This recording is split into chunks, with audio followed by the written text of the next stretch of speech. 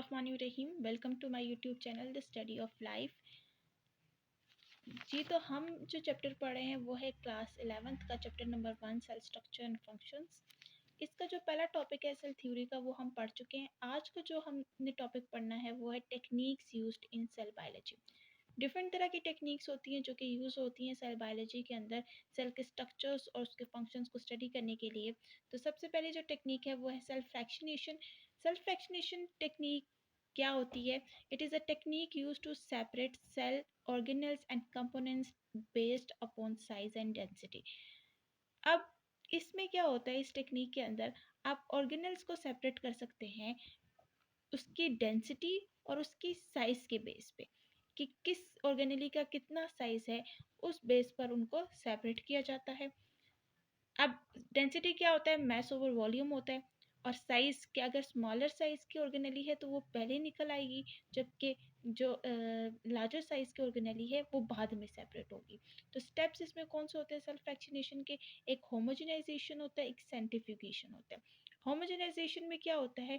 इसमें grinding of the sales होती है। किसी सूटेबल मीडियम के अंदर सेल को ग्राइंड किया जाता है विद द करेक्ट पीएच, एक स्पेसिफिक करेक्ट पीएच देके, आयनिक कंपोजिशन देके और टेम्परेचर देके, खास टेम्परेचर के ऊपर, एक खास पीएच के ऊपर, एक खास आयनिक कंपोजिशन, खास आयंस की मौजूदगी में एक सूटेबल मीडियम बनाया जाता है और फिर उसमें क्या किया जाता है? सेल्स को ग्राइंड किया जाता है।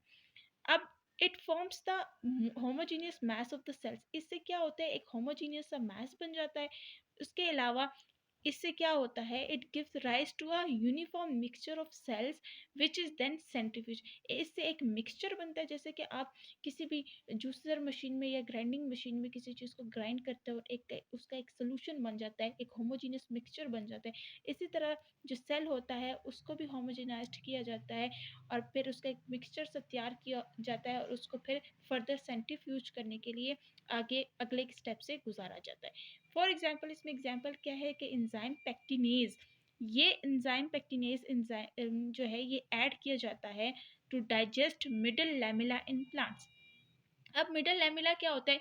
प्लांट सेल में सेल डिवाइड होने से पहले, मतलब साइटोकाइनेसिस से पहले, सेल के जो मेटाफेस प्लेट होती है उसके ऊपर एक मिडल लैमेला बनता है। उस मिडल लैमेला को डाइजेस्ट करने के लिए एक एंजाइम ऐड किया जाता है जिसको कहते हैं enzyme pectinase. This can be done in a blender, और ये किस में होता है? एक ब्लेंडर के अंदर होता है। तो पहली टेक्निक सेल फ्रैक्शनेशन है। सेल फ्रैक्शनेशन में पहला स्टेप जो है वो होमोजेनाइजेशन है। होमोजेनाइजेशन में क्या होती है? सेल की ग्राइंडिंग होती है और उसमें क्या होता है? वो ग्राइंडिंग भी एक सूटेबल मीडियम में होती है और वो सूटेबल मीडियम क्या होता है? एक स्पेसिफिक टेम्परेचर है, एक करेक्ट पीएच है और एक आयनिक कंपोजिशन है। फिर उससे एक मिक्सचर बनता है, होमोजीनियस मैस बनता है और फिर वो फर्दर क्या होता है? सेंट्रीफ्यूज करने के लिए उसको सेंट्रीफ्यूज के अंदर डाला जाता है। मतलब उसकी सेंट्रीफ्यूगेशन होती है। किसके अंदर होती है? एक मशीन के अंदर होती है जिसको हम कहते हैं सेंट्रीफ्यूज। नेक्स्ट आपके पास स्टेप जो है वो है सेंट्रीफ्यूगेशन। सेंट्रीफ्यूगेशन क्या होती है? ये एक प्रोसेस होता है जिसमें सेपरेट करते हैं सब्सटेंसेस को on the basis of their size and densities under the influence of centrifugal force. कि एक सेंट्रीफ्यूगल फोर्स के अंडर आप सब्सटेंसेस को सेपरेट कर सकते हैं। अब सेंट्रीफ्यूगेशन किस में होती है? एक मशीन के अंदर होती है जिसको हम कहते हैं सेंट्रीफ्यूज। सेंट्रीफ्यूज क्या होता है? अब इसमें सेंट्रीफ्यूज मशीन में डिफरेंट टेस्ट ट्यूब्स रखी जाती हैं, उनमें सेल्स को डाला जाता है, फिर उसके बाद क्या होता है? उनको स्पिन किया जाता है। जैसे स्पिनर होता है और वो राउंड एंड राउंड मोशन में स्पिन कर रहा होता है, इसी तरह जो सेंट्रीफ्यूज मशीन है वो भी स्पिन करती है हाई स्पीड के ऊपर।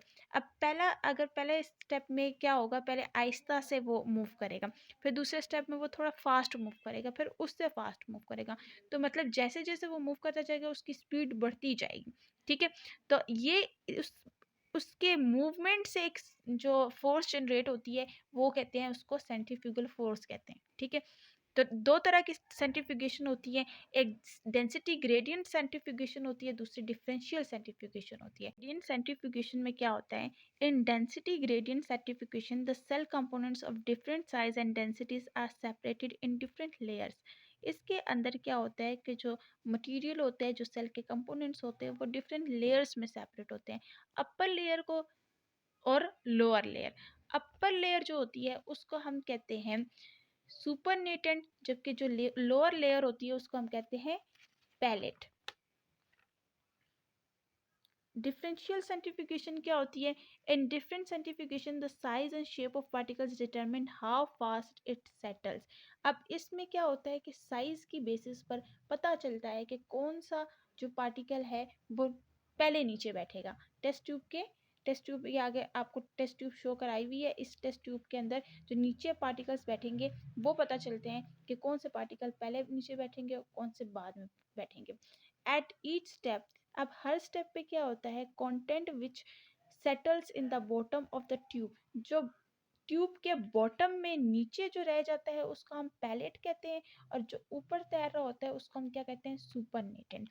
अब एक राउंड कंप्लीट हुआ तो उस राउंड में सुपरनेटेंट ऊपर रह गया और पैलेट जो है वो नीचे आ गया।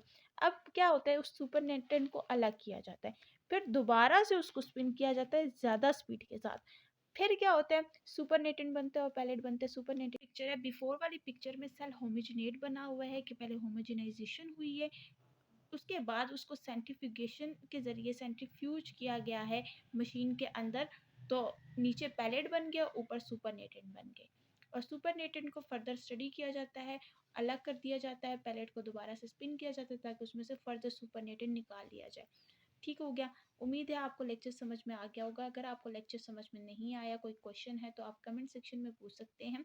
इसके अलावा अगर आपने चैनल को अभी तक सब्सक्राइब नहीं किया तो चैनल को सब्सक्राइब कर लें, बेल आइकन को प्रेस कर लें ताकि मेरी आइंदा आने वाली वीडियो आपको सबसे पहले मिल जाए। जज़ाकल्लाह।